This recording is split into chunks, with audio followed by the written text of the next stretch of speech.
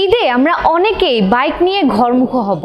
ঘরমুখো হওয়ার আগে আমরা চলুন জেনে নিই একজন এক্সপার্টের কাছ থেকে বাইক নিয়ে কিছু মেইনটেনেন্স টিপস।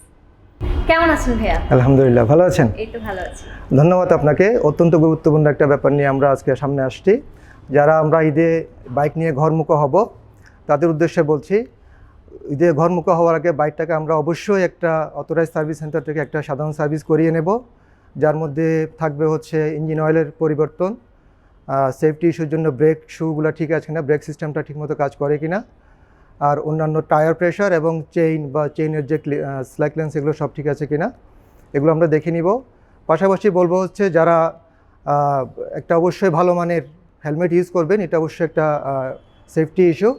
এবং যাওয়ার আগে অবশ্যই একবার চেক করে নিন যে আপনাদের বাইকের প্রয়োজনীয় ডকুমেন্টগুলো সাথে আছে কিনা, যেটা রাস্তার মধ্যে অবশ্যই আপনার লাগবে।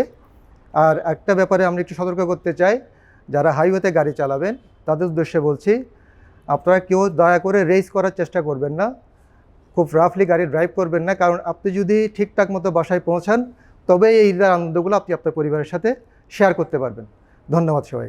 আপনাকে অসংখ্য ধন্যবাদ ভাইয়া। ধন্যবাদ।